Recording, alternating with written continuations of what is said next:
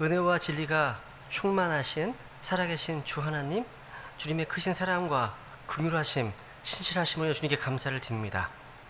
이렇게 저희들이 주중 넷째는 함께 모여서 영으로 또 몸으로 함께 모여서 하나님 말씀을 또 공부하고 마음속에 있는 것들로서 기도할 수 있는 복된 집회로 인도해 주셔서 참으로 감사를 드립니다. 저희들 주님의 말씀이 필요합니다. 필요한 때 도우시 은혜를 얻기 위해서 은혜의 왕자 앞에 담대히 나아갑니다. 좀 약속하신 대로 모든 질 가운데 인도하여 주시고 이 기록된 말씀을 통해서 우리의 주 하나님을 더욱 깊이 아는 은혜를 주시길 간절히 원합니다. 특별히 이번 주간에는 추석 연휴가 있습니다. 저희들 가고 오는 모든 길 가운데 안전하게 지켜 보여주시고 또 사랑하는 가족 친구들 만날 터인데 주님 바른 복음으로 또 바른 교리로 그들을 믿음 가운데 세워주는 복된 섬김의 기회가 있을 수 있도록 주님께 도와주시고 또 좋은 간증으로 하나님 기쁘시게 하는 그런 시간들을 간절히 원합니다. 주님께서 함께해 주시고 성령으로 충만한 가운데 주어진 소명들을 온전히 감당할 수 있도록 도와주시기를 간절히 간구드립니다. 이 시간 부족한 자가 주의 말씀을 증언할 때 주용으로 충만하게 채워주셔서 하나님의 말씀을 알아듣기 쉽게 또 하나님의 말씀으로 비교가르치는 이 사역에 우리 모두가 반응할 수 있도록 이 말씀 앞에 온전히 순종할 수 있도록 주님께서 은혜 베풀어 주시기를 믿고 부탁드립니다. 존귀하신 예수님의 이름으로 기도드렸습니다. 아멘. 우리 오늘 출애굽기 8장 이제 강개 2파 그죠? 이제 강에 필요되는 재앙이고 또 개구리 재앙, 또 이 재앙, 그다음에 파리 재앙입니다. 오늘 출애굽기 8장 20절부터 25절까지 출애굽기 8장 20절부터 25절까지 우선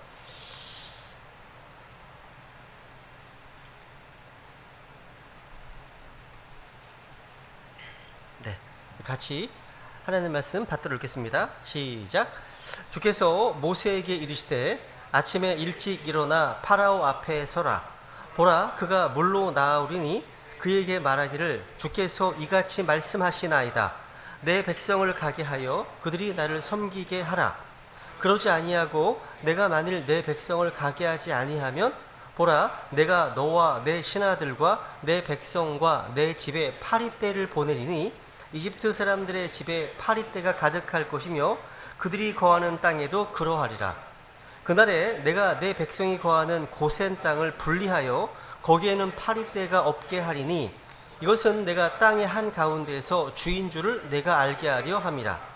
내가 내 백성과 네 백성 사이에 구분을 두리니 내일 이 표적이 있으리라 하라 하시고 주께서 그와 같이 행하시니 극심한 파리떼가 파라오의 집과 그의 신하들의 집과 이집트 온 땅으로 들어가 그 땅이 파리떼로 인해 부패되었더라.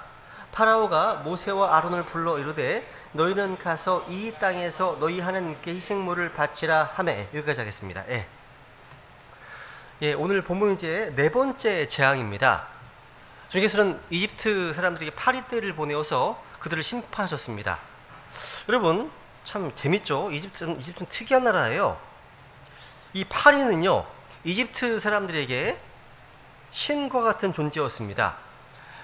이집트 사람들의 머릿속에는요 날아다니는 파리가 자신들의 운명을 지배하는 신이라는 관념이 있었습니다.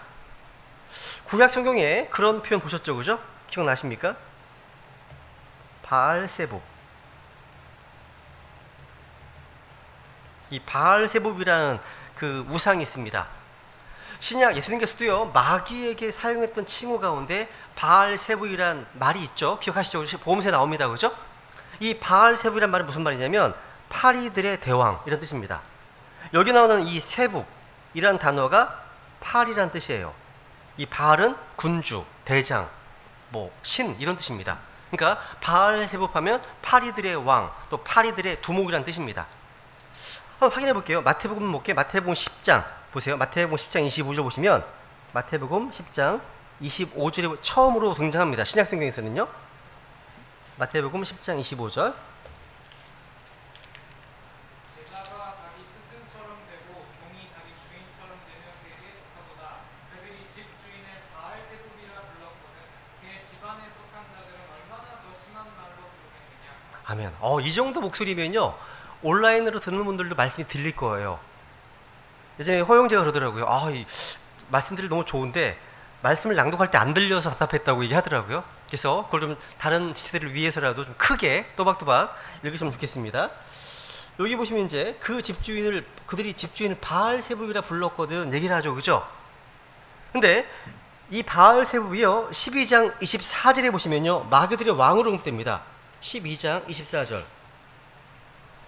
바리새인들은 그것을 듣고 이르되 이자가 마귀들의 통치자 바알세불을 의지하지 않고서는 마귀들을 내쫓지 못하느니라 하니. 야, 여기 보시면 마귀들의 통치자라고 되어 있습니다. Prince of Devils. 마귀들의 통치자 바알세불이라고 되어 있죠.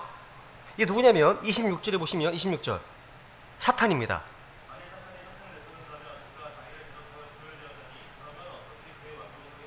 아, 그렇죠. 사탄과 일치되어 언급되고 있죠, 그죠?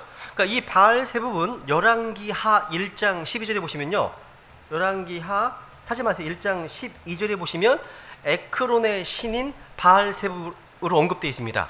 바로 파리들의 신으로 불립니다. 근데 여러분, 이집트 땅에는요 이 바알세불 말고도 찾아보시면 이런 게 있더라고요. 우아치트라고 하는 신이 있었는데 이것도 파리신입니다. 특이해요. 별 신이 다 있어요. 파리신, 우아치트. 그러니까 파리 모양으로 된 신이에요. 이렇게 그들이 이 파리 모양으로 된 신들을 만들어 놓고 숭배했는데 그들이 숭배하던 파리가 오히려 그들을 공격하고 괴롭힌 거예요. 야, 근데 놀라운 사실은요, 이 파리가 어디만 공격했습니까? 아까 읽어보셨죠? 이집트 사람들만 공격했습니다. 이스라엘 백성들이 거기 있었던 고센 땅에는 파리의 공격이 없었습니다. 그러니까 그들의 신은 하나님의 백성들은 다스리지 못함을 보여줍니다. 그리고 오히려 이집트를 파괴하고 공격할 망정 하나님의 백성들과는 상관이 없다는 사실을 보여주는 사건이 바로 이 파리재앙이었습니다. 여러분, 이 네 번째 재앙, 이 네 번째 재앙부터 주님께서는요 이집트와 이스라엘을 세퍼레이션, 분리하기 구분하기 시작하셨습니다. 이게 되게 중요해요. 여러분, 분리의 목적이 무엇이냐면 여기 출애굽기 8장 22절 보세요. 출애굽기 8장 22절.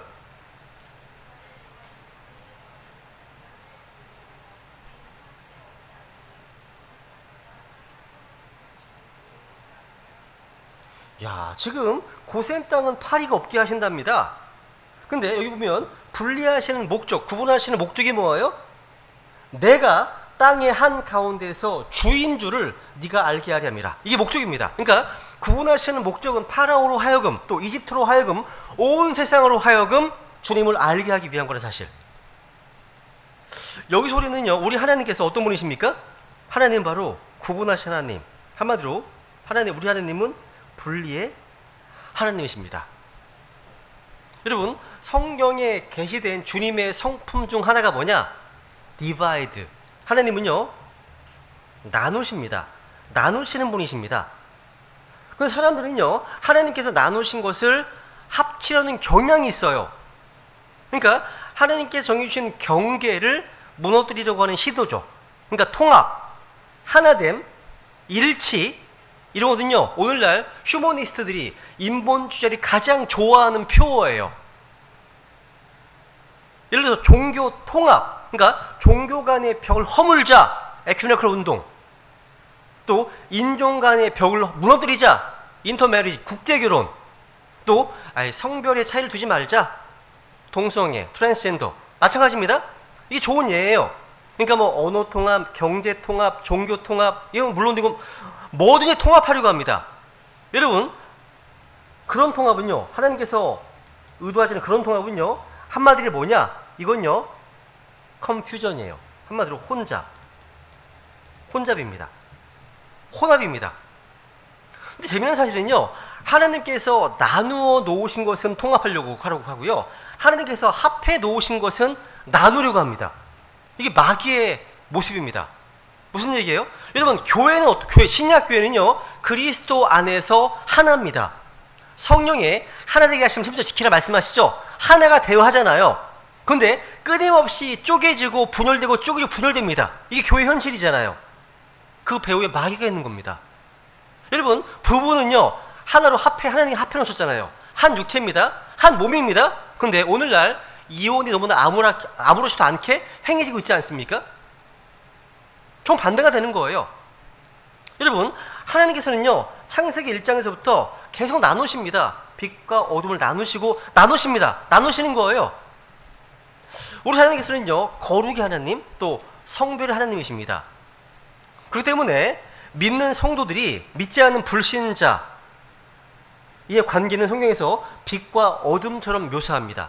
그리스도와 벨리알처럼 묘사합니다. 그죠? 주님의 잔과 마귀들의 잔을 언급합니다. 그러니까 서로 나눠지는 존재들을 이어야지 결코 조화를 이룰 수가 없습니다. 이게 구별돼야 한다는 겁니다. 구별돼야 한다는 거예요. 하나님의 교회가요, 세상과 구분되어야지, 세상과 분리가 되어야지, 세상과 하나 되거나 일치되거나 통합한다? 이렇게 할 수가 없습니다. 해서는 안 되는 거죠. 여러분, 하나님께서 나누신 것들을 합치는 것은 한마디로 뭐냐? 이건요, 리벨리온, 반역의 반역. 이건 반역입니다. 성경 공부할 때도 우리는요, 진리의 말씀을 바르게 나누어서 연구하라 말씀하십니다. 바르게 나누라고 말씀하시죠. 대상과 경륜을 나누지 않고 공부하는 성도들은요, 진리를 혼잡케 합니다. 율법과 교를 구분해야 됩니다. 이스라엘과 교를 다 구분해야 되잖아요. 다 하나님 말씀이 있습니다. 같지 않잖아요. 그죠? 성경을 바르게 나누지 못하면 그게 사입입니다. 이단인 거잖아요. 그죠? 하나님이 얼마나 그 혼합하는 걸 싫어하시는지 레위기 19장 보세요. 레위기 19장 19절. 레위기 19장 19절을 보시면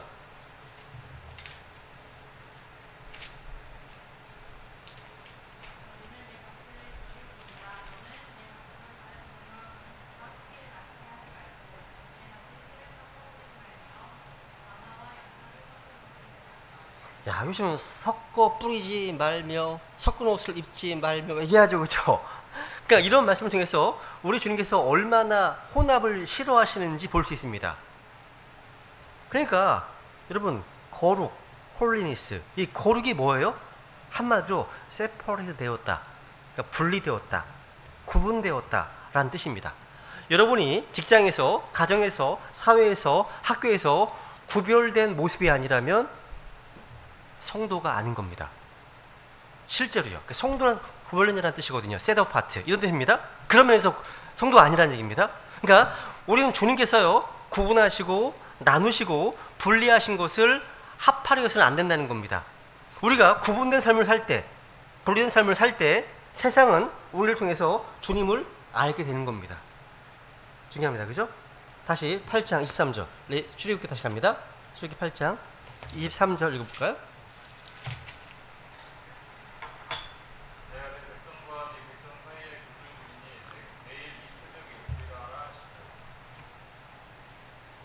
여기도 말씀하시네요. 내가 내 백성과 네 백성 사이에 구분을 두겠다 얘기하시네요. 잘 생각해 보세요. 첫 번째 재앙, 강이 물이 피로 변했을 때, 이 첫 번째 재앙은요, 이집트 사람뿐만 아니라 히브리인들도 영향을 받았습니다. 똑같이. 또 두 번째, 세 번째 개구리 재앙, 또 이 재앙 마찬가지입니다. 다 이스라엘 백성들도 괴로움을 당했습니다. 그런데 그러니까 주님께서는 이렇게 앞선 세 가지 대항을 통해서 이집트인들과 이스라엘 백성 모두에게 벌을 주셨습니다. 그런데 네 번째 와서는 이제 이집트와 이스라엘을 구분하십니다. 그렇다면 왜 첫 번째, 두 번째, 세 번째 하나님께서는 왜 이집트 백성들뿐만 아니라 이스라엘 백성들에게도 괴로움을 주셨을까요? 여러분, 죄로 가득한 곳에 살면 모든 사람들이 괴로움을 당하게 됩니다. 사악한 자가 권력을 잡으면 악한 사람뿐만 아니라 선한 사람들도 괴로움 당하게 되죠. 그러니까 구원의 문제와 상관없이 모든 사람이요, 통치자 영향을 받게 됩니다. 그래서 우리 위정이라고 기도하는 겁니다. 안 받을 수 없습니다. 그 정책이 따라서, 그죠?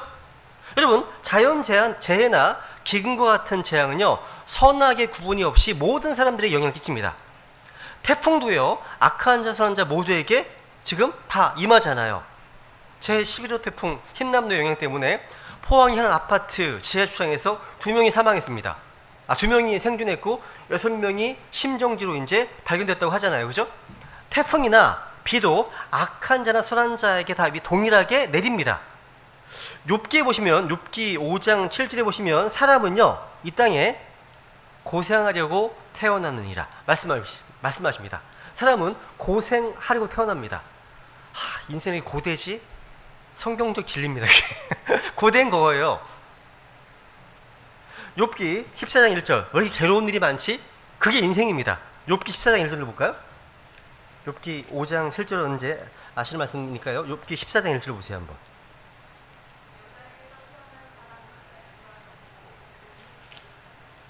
야, 괴로움으로 가득하답니다. 그게 인생이에요. 그죠? 성경은 모든 사람에게 고난, 고생과 괴로움이 가득한 사실을 보여주고 있습니다. 어떤 사람들은요, 이 네 번째 장 얘기하면서 어떤 사람들은요, 이집트의 마술사들이 모세를 흉내내어서 재앙을 내리는 것이 하나님께서 이집트 사람들을 위해 재앙 내리신 것처럼 그들도 히브리인들 위해 재앙을 내리신 거라고 주장합니다. 하지만 주님께서요, 이 파리 재앙을 통해서 이집트인들과 히브리인들을 구분하시겠다고 하신 것으로 봐서 이런 주장은 설득력이 떨어집니다. 재앙이 모든 사람에게 임한다면 누가 바른 사람이고 누가 참 하나님인지 구분하기 어려울 수도 있습니다. 주께서는 이제 오직 이집트 사람들에게만 재앙이 임하게 하셨습니다. 이스라엘은 내 백성이다. 오직 주님만이 참 하나님이심을 알리려고 하시는 겁니다.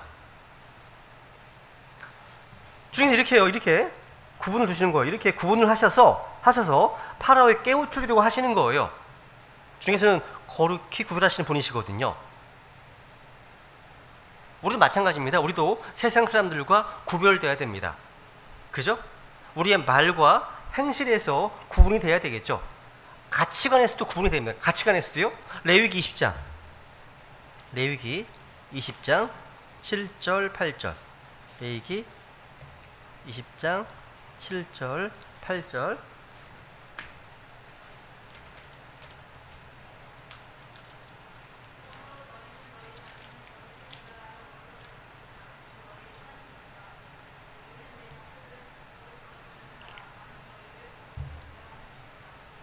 아멘. 야, 말씀 그대로입니다. 여러분, 우리 신약 성도들을 향하신 하나님의 뜻이 무엇입니까? 가장 중요한 하나님의 뜻은요, 거룩히 구별되는 겁니다. 그게요. 찾습니다. 데살로니가전서 4장 3절. 데살로니가전서 4장 3절. 이게 하나님의 뜻이에요. 하나님의 뜻. 직접적으로 언급되어 있습니다. 네.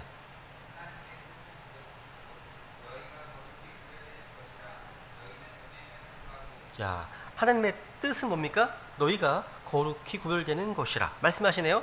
그러니까 이 악하고 음란한 세대에서 성도들은 거룩히 구별되어야 합니다. 그죠? 어떻게 해요? 아버지의 말씀은 진리이기 때문에 그 진리로 너희를 거룩히 구별하옵소서 기도하시잖아요. 히브리서 13장도 볼까요? 히브리서 13장 12절. 히브리서 13장 12절.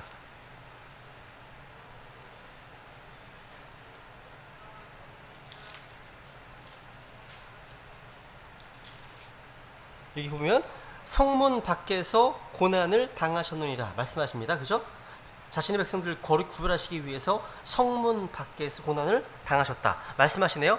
그러니까 성문 밖에서란 말은요, 성문 안에 있는 이 세상으로부터 구별되신 분이심을 보여주는 겁니다. 그러니까 예수님께서는요, 이 세상에 인싸가 아니셨습니다. 인싸가 아니라 아웃사이더이신 보여줍니다. 구원받은 성도들 마찬가지입니다. 마찬가지예요. 베드로전서 1장 16절 보시면 주님 말씀하시잖아요. 내가 거룩하니 너희도 거룩하라 말씀하시잖아요. 그러니까 우리가 세상 속에서 살지만 세상을 따라 살거나 세상과 일치해서는 안 되겠죠. 그죠? 세상 속에서 세상을 거슬러 사는 것이 바로 거룩 구별되는 겁니다. 하나만 더 볼까요? 이사야서 우선 이사야서 구별된 삶 조금만 더 말씀드리고 다시 가겠습니다. 64장 8절. 우리는 주님의 그릇인데요. 이사야 64장 8절에 보시면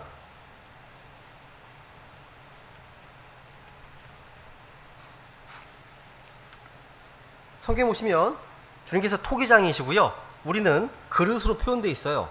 이 말씀을 많이 기억하시면 좋습니다. 이 말씀은 전도할 때 좀 많이 활용할 수 있는 구절입니다. 이사야서 64장 8절.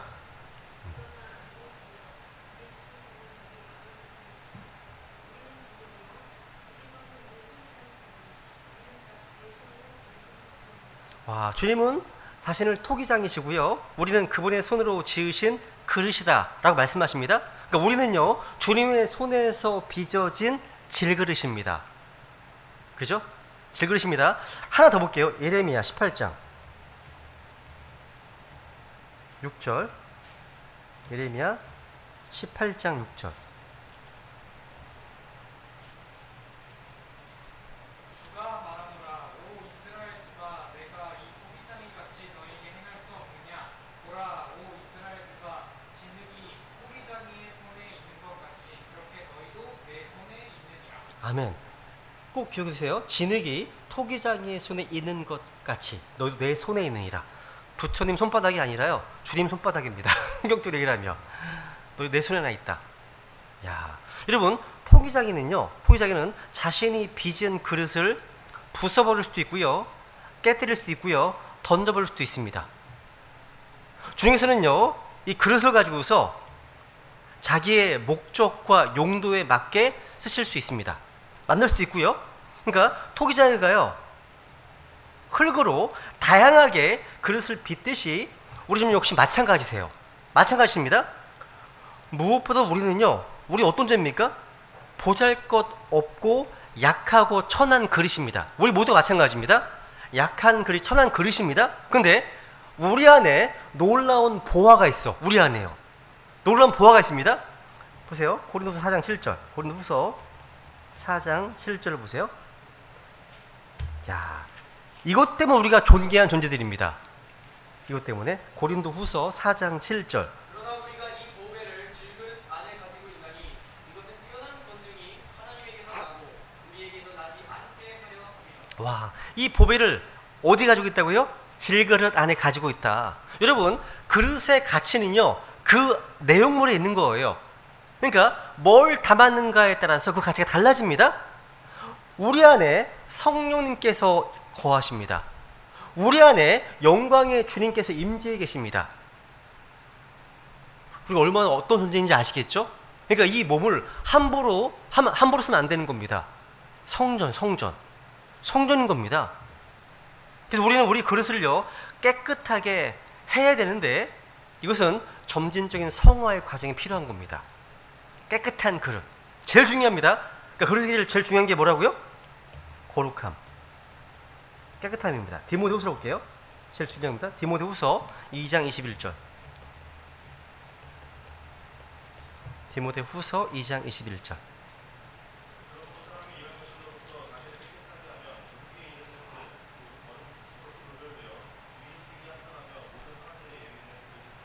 야, 이런 것들로부터 자기를 깨끗하게 하면 귀하게 쓰임받네요. 그죠?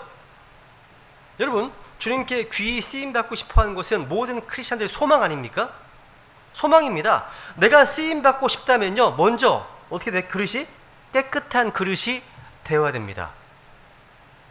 준비된 그릇. 주님께서는요, 우리를 쓰시기에 합당한 그릇으로 만드시고 모든 사람들의 예비된 그릇이 되게 하기 위해서 하나님 말씀, 성경을 주신 거예요. 뒤 옆에 나오잖아요. 3장 16절, 17절 말씀하시잖아요. 그러니까 우리가 하나님 앞에 모든 사람들의 철저히 갖춰지게 하기 위해 주셨습니다.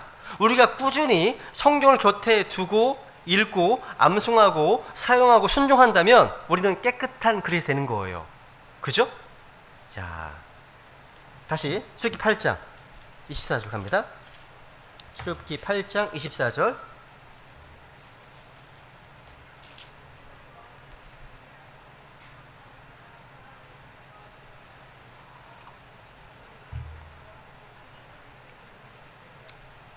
야, 이집 땅이요, 파리 때로 인해서 부패되었답니다. 이 파리들의 왕 마귀. 그러니까 이 마귀는 이 부패와 연관되어 있어. 항상 연관되어 있습니다. 하나님 말씀 부패시킨 것도 마귀와 연관돼 있죠, 그죠? 비슷합니다, 그죠? 여러분, 주님께서 이집트 땅에 다양한 파리들을 보내셨어요. 다양한 파리? 어떻게 알아요? 시편 78편 45절에 보시면요, 주님께서 파리들이 많기만 한 것이 아니라 파리의 종류가 아주 다양했음을 보여줍니다. 시편 105편 105편 볼게요. 시편 105편을 보세요. 31절. 시편 105편 31절.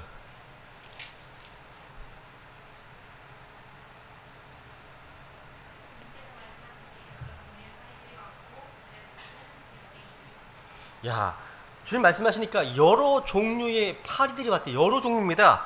파리 종류가 되게 많은 거 아세요? 수천 종이 있대요. 난 처음 알았습니다.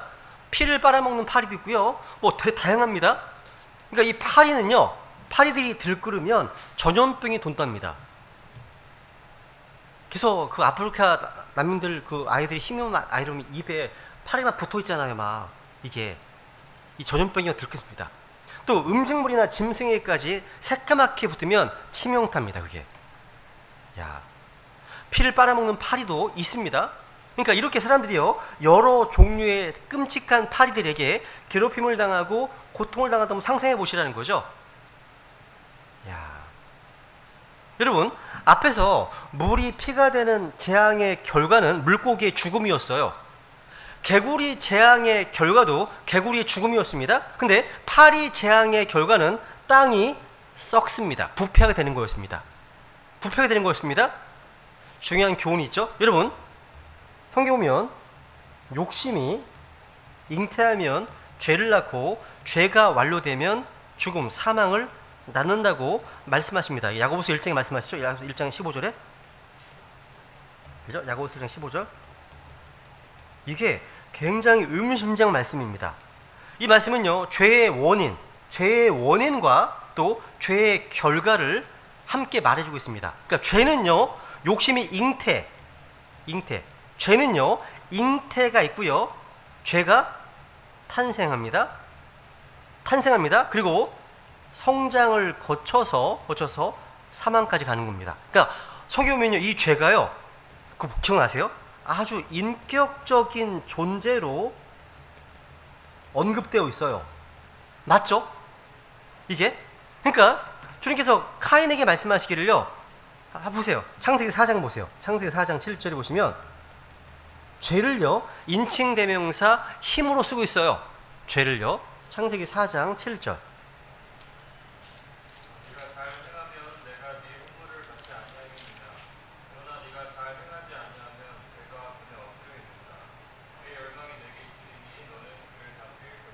야, 죄가 문 앞에 엎드려 있다고 하시면서 그의 열망이, 그 죄의 열망, his desire, 그리고 또 그를 다스릴 것이니라 말씀하시죠? 와, 그러니까 죄를 인격적인 존재로 언급하네요. 그죠? 말씀하십니다. 맞습니다. 우리 성도들이 죄에게 순종하고 죄를 섬기고 죄를 지으면 죄가 나의 주인이 됩니다. 맞습니다. 주인 됩니다. 로마서 6장에 말씀하시죠? 로마서 6장에 16절. 그죠? 찾지 마세요. 그리고 또 죄의 싹은 사망입니다. 사망은 죄의 결과고 죄의 싹지라는 거죠. 그죠? 그러니까 하나님을 대적하는 죄악된 인생들에게는요, 오직 최악의 결과만 기다리고 있을 뿐입니다. 왜? 죄의 끝은 사망이기 때문에. 끔찍한 겁니다. 그러니까 구원받지 못한, 그러니까 죄사함 받지 못한 죄인들의 끝은요, 좋을 수가 없습니다. 비참한 거죠. 우리는 어떻습니까? 가장 좋은 것이 남아 있습니다. 이 땅이 아무리 힘들다 하더라도, 아무리 괴로움이 가득하다 하더라도요, 가장 좋은 게 아직 안 왔습니다. 소망할 수 있습니다. 죄인들은요, 이 땅에서 아무리 팔치선 도로를 할지라도요, 끝이 지옥이야. 최악인 겁니다. 최악인 거죠. 그죠? 20을 보세요. 이 파라오는요, 파리들에게 얼마나 혼쭐이 났는지 모세어를 불러 이렇게 말합니다. 25절 보세요. 출애굽기 8장 25절.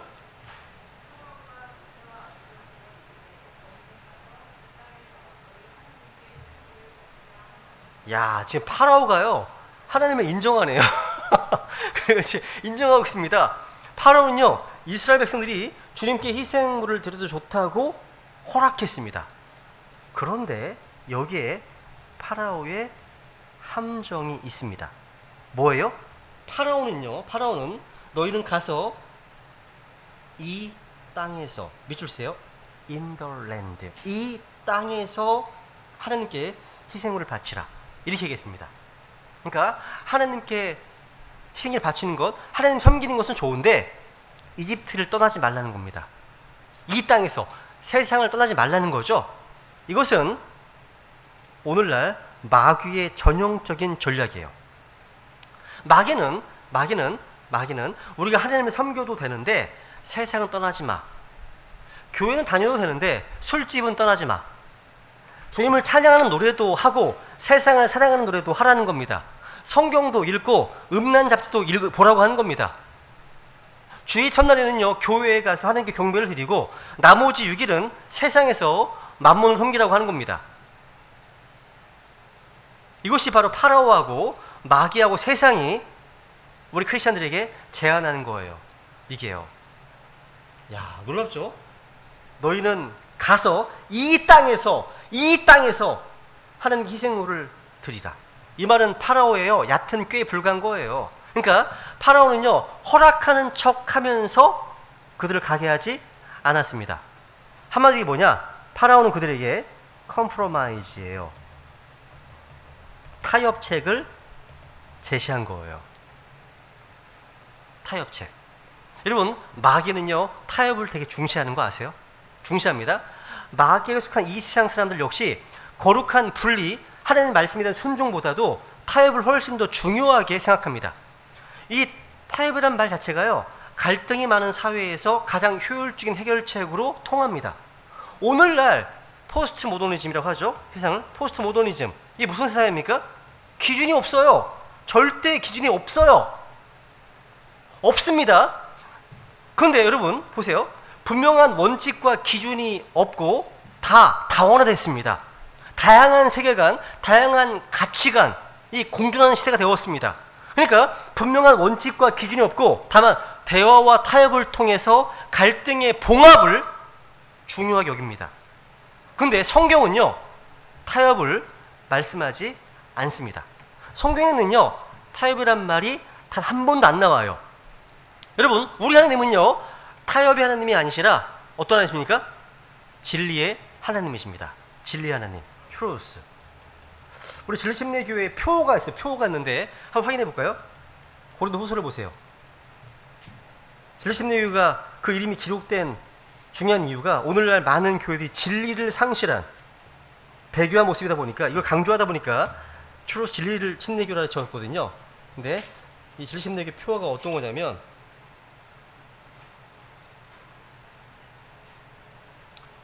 고린도 13장 8절, 후서 13장 8절 이겁니다. 우리는 진리를 대적하는 어떤 일도 할 수 없고 진리를 위해서만 할 수 있노라. 이게 표어예요. 같이 읽어볼까요? 시작. 우리는 진리를 대적하는 어떤 일도 할 수 없고 진리를 위해서만 할 수 있노라. 그래서 진리심리교회인 겁니다. 하나님은 진리 하나님이십니다. 다른 말로 어떤 말이냐면 하나님은요 원칙과 기준의 하나님이신 거예요. 하나님은요 여기서 원칙과 분명한 기준을 성경은 뭐라고 말씀하시냐면 그것을요 다른 말로 얘기하면 닥트린, 교리라고 불러요. 그러니까 원칙과 스탠더드, 프린서플, 이거를요 성경에서는 닥트린, 교리라고 부릅니다. 여러분, 타협은요 세상을 사는 방법이지 구원받은 성도들의 삶이 아닙니다. 하나님의 세상은 원수지간이잖아요. 원수지간입니다. 야, 야고보서 4장 볼까요? 야고보서 4장? 야고보서 4장 4절. 야고보서 4장 4절.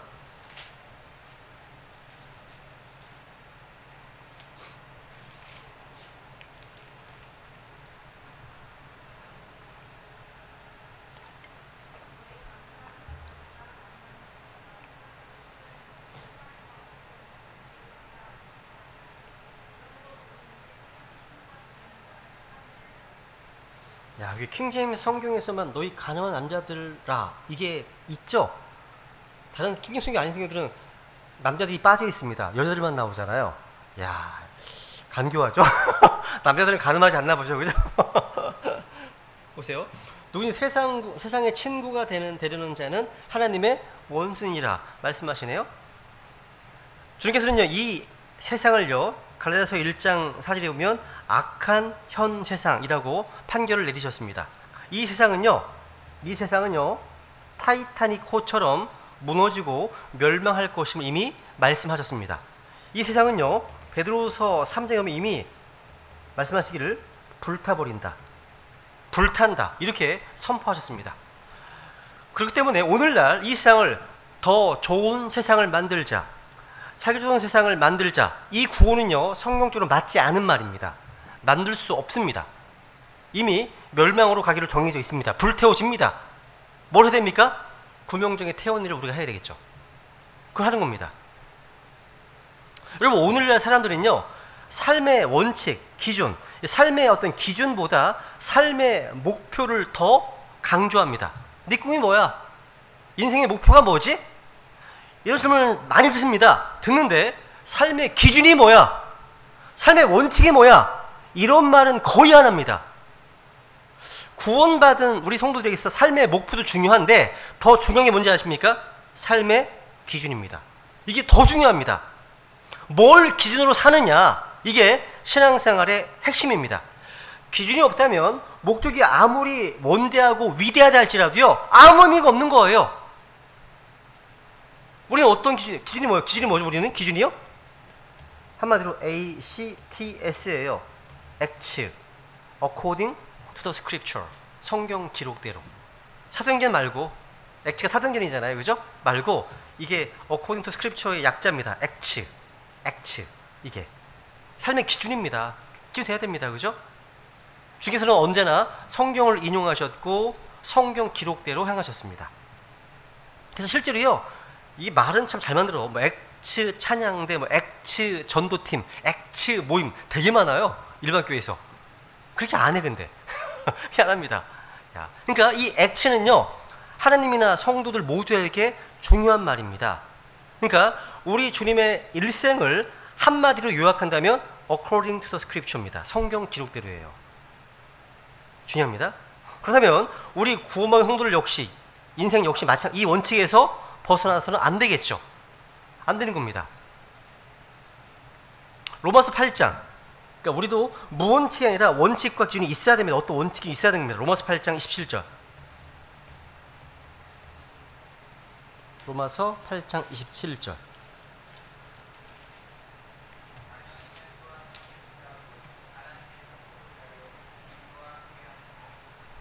(17절이) 17절이 아니고요, 27절입니다. 17절 읽었죠, 그죠? 27절입니다. 네.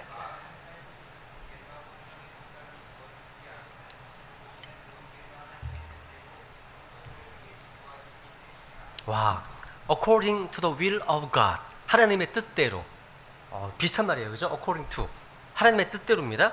그러니까 우리가요, 무슨 결정을 하거나 판단을 할 때 항상 하나님의 뜻대로, 항상 성경 기록대로를 외쳐야 되겠죠.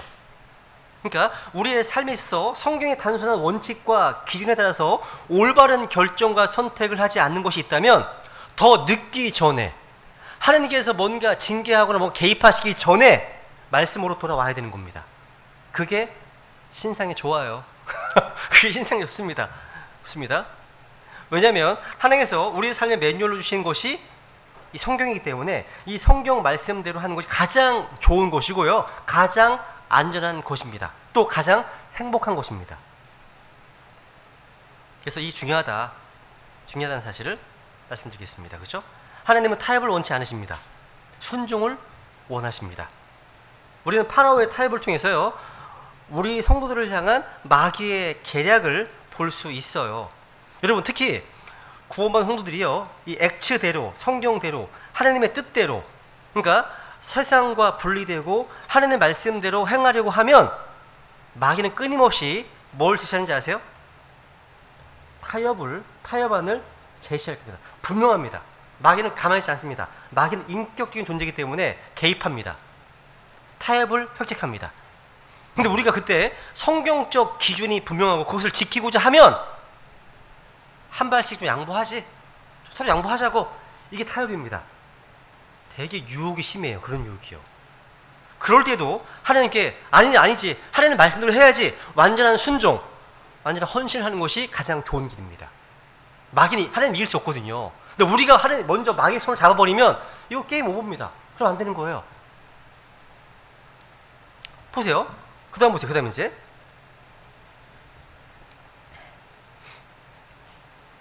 출애굽기 8장 다시 보세요.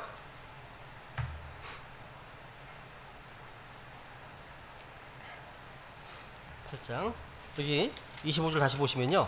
8장 25절 보시면 파라오가 모세와 아론을 불러 이르되 너희는 가서 이 땅에서 너희 하나님께 희생물을 바치라 하매. 이 땅에서, 그러니까 광야로 가지 말라는 거죠. 이게 왜 중요해요? 원래 출애굽기 5장에 보세요. 원래 주님께서 모세와 아론에게 주신 말씀을 기억하셔야 됩니다. 이게 무척 중요해요. 그러니까 모세 아론에 있어 하나님의 말씀이 분명한 기준이 됐다면 타협하지 않습니다. 하나님의 말씀 어떤 말씀이었습니까? 5장 1절.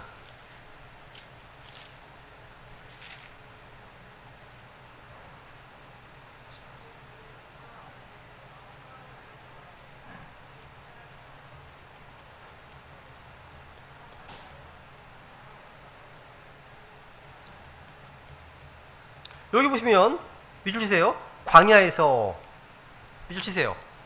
여기다가 출애굽기 8장 20을 연결해 놓으세요. 아, 마귀의 계략이다. 하나님은 분명히 광야에서 하나님께 희생물을 명절을 지키게 하셨는데 마귀는 이 땅에서라고 하네요. 그죠? 야, 그러니까 파라오는요 광야로 가지 말라는 거잖아요. 이 집에서 떠나지 말라는 거 아닙니까? 그죠? 여러분, 성도들이 주님을 섬겨야 될 곳은요 파라오의 땅이 아니라 최소한 그 땅에서 최소한 3일 길은 떨어져야 됩니다. 주님께서는요 우리에게 예배 드려야 될 장소, 희생을 드려야 될 장소를 지정해 주셨습니다. 어디입니까? 거기가요? 광야입니다. 사흘길 광야입니다. 이 세상이 아니라 진영 밖 갈보리 십자가가 서 있는 곳입니다. 그곳은요 성 밖이죠, 그죠? 야, 이 장소가 아니라면요 다른 아무리 좋은 장소에 좋은 시설, 좋은 건물을 제시한다 하더라도요 거기 있으면 안 되는 겁니다. 중에서 여기 가서 명절지키를 하셨으면요 거기에 순종해야 되겠죠. 아무리 이스라엘 분들이요 하나님 너무 멉니다, 너무 춥습니다, 발이 아픕니다, 힘듭니다, 이런 핑계를 댄다면 파라오의 먹잇감이 되는 겁니다. 당연하죠, 그죠? 야, 모세는요 파라오의 타협을 듣자 곧바로 이렇게 말했습니다. 27절 보세요. 27절 8장 출애굽기 8장 27절. 모세가 훌륭한 겁니다. 분명한 기준이 있어요. 우리도 그래야 되는 거예요. 모세의 반응을 보세요. 8장 27절.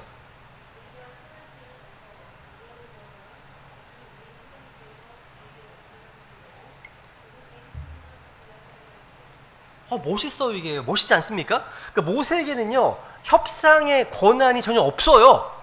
모세는요 주님께서 말씀하시는 대로 행해야 될 순종의 의무만 있었던 겁니다. 우리도 마찬가지예요. 그게 포인트죠.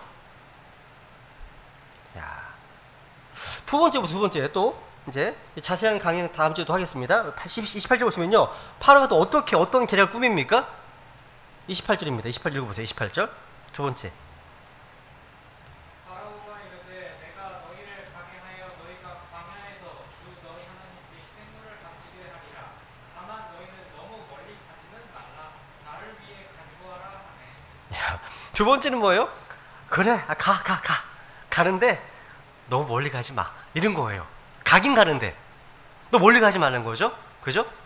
그러니까 무슨 얘기예요? 그냥 자신이 통치하고 있는 영역을 벗어나지 말고 그냥 내가 통치하는 영역 안에서 하나님을 예배하라는 겁니다.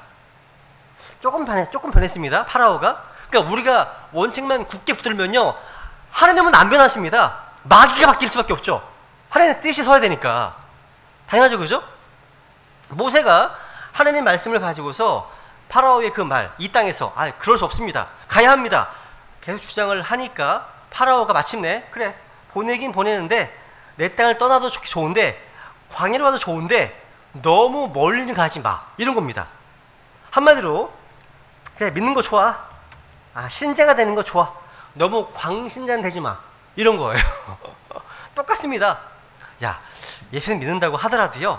야, 술, 담배 다 끊고 친구들도 안 만나고 그런 짓 하지 말라는 겁니다. 적당히 하라는 거죠. 보통요. 아내나 남편들이요. 예수님을 열심히 믿고 따르잖아요. 그러면 아주 이성적인 남편과 아내가 이렇게 충고를 하자합니다. 충고를 합니다. 종종. 아, 좋아. 믿는 거 좋지 뭐. 근데 너무 깊이는 들어가지 말라고. 실제 이런 얘기 합니다. 오늘날 들리거든요. 합니다.